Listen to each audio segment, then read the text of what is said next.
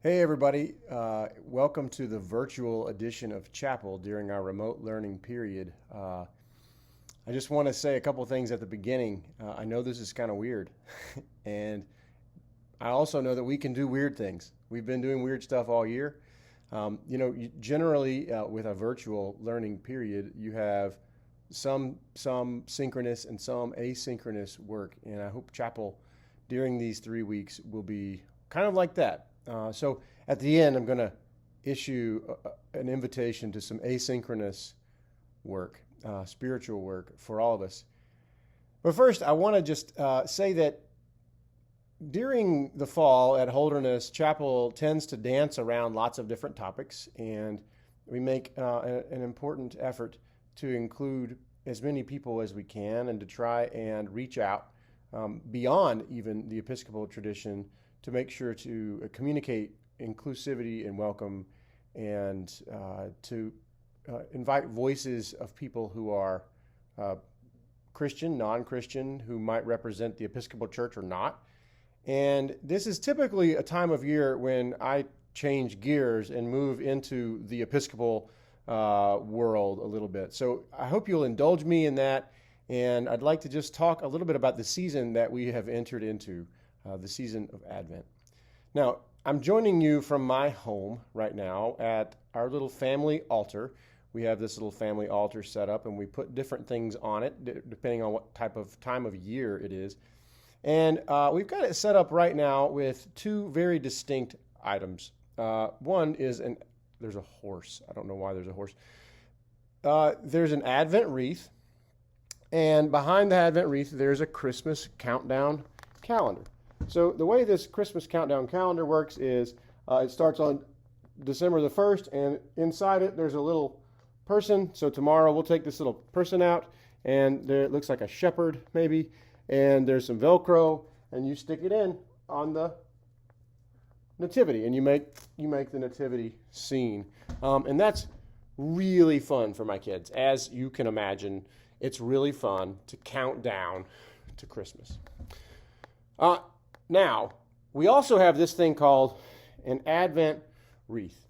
And we have two separate symbols of this because, and I'm a real snarky stickler about this, Advent is not a countdown to Christmas. We tend to conflate these two things because one comes after the other, and because we tend to spend more energy, investing more energy, getting ready for Christmas. And so we tend to think of Advent as the time to prepare for Christmas. That is a departure from the traditional Catholic understanding of Advent. And so we have a different thing that we do during Advent. Advent does not lead to Christmas. Advent leads to the apocalypse. So Christmas is a time where we celebrate the incarnation of God in Jesus, and how the incarnation of God in Jesus, God having taken on the flesh of a human person in Jesus, how that has impacted the world, and the way that means all of our humanity has been impacted. We all bear the capacity to do God's work. It means God is indeed acting in mysterious ways in the world, but one of the ways we believe God is at work in the world is through humans. And that means you and me. God may be using us or attempting or wanting, desiring to use us for some end. And so those stirrings of our hearts, the voice of conscience we might feel or hear, might be the voice of God telling us or beckoning us to become involved in the work of God. And so that message that God is with us at all times, and that the world is a world that is alive with the spirit of presence of God in every person, that's a Christmas message that's true always. We can put up a tree anytime we want, and we can talk about Christmas anytime we want. And so Advent isn't really leading to that part. That's the current world. Advent is about, it means coming. Adventus means the coming of the next world, the world that is to come. It's about looking forward into the future and imagining the reign of God. Those of you who know the Lord's Prayer have probably prayed it a million times. Thy kingdom come, thy will be done on earth as it is in heaven. That future kingdom, that other world that hasn't fully manifested itself here yet, we devote ourselves to that. And we engage in the risky endeavor of behaving in the present world according to the mores of the future world. And so we embrace things like love and respect, not because we're naive, but because we're brave. We understand that it will bring conflict and that it won't solve problems according to this world. But Advent is about living now into the world that is to come. And there are 4 Sundays of Advent. There are thus 4 candles on the Advent wreath. And the 5th candle inside is a candle we light on Christmas Eve as a summation of Advent. Now, in American Protestantism in the 20th century, we took a really hard Advent message and we made it fun. We had the candles stood for things like hope, joy, love, and peace, which are great, but really that's Christmas. They replaced the traditional 4 last things. The 4 last things in Catholic teaching were death, judgment, heaven, and hell. And so that we should take a thorough investigation and audit of ourselves during this season to prepare ourselves for the coming of our own death. This is fun, right? Don't worry, death is not your homework. For the judgment of our souls, which, by the way, might be God being all judgy, but it's probably more like you seeing yourself in the mirror and judging yourself. And then this idea that we are citizens of either God's way or of another way, and that there's a choice, heaven or hell. This may sound hard and foreign to lots of you. It may be off-putting. You might not like that I'm talking about this, and that's okay.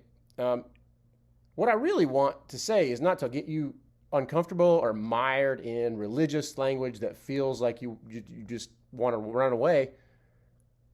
What I'm really after is for a reflective opportunity for you to think about this year, 2020, and what we've seen all around us in the news. And maybe we've taken different approaches towards dealing with the hard news of the pandemic. Maybe we've avoided it. Maybe we've become over anxious and thought about it too much. But in some way, the real promise of our own mortality has been put before us. We have faced death. We have heard stories of death. We have been reminded of our mortality. And that is, according to Advent, and a real opportunity for us to understand what the gift of life is really about, how fragile it is, to understand that we have an invitation to live more deeply than we did before. I've shared with some of you that I believe I'm a minister today because I had 6 relatives die between 6th grade and 12th grade. So I was in a lot of funerals. And as a result of thinking about death and the meaning of life and not wanting to waste my life doing something that didn't please God, I think I got started down this path. Now, that's not everyone's path, but I do believe that reflection on our mortality is a path we should all travel, because there are lessons that not only that you can learn for yourself, but that you might share and enrich the lives of others and your community by deepening your commitment to what matters. So that's the asynchronous homework. Put some pen to paper, or some talked text, or some finger to keyboard. However it is that you make thoughts come manifest for yourself. Go for a walk, but devote some time to reflecting on the ways that your mortality impacts who you are, the kind of person that you are. I hope you guys have a great day. It's been fun joining you. God bless you.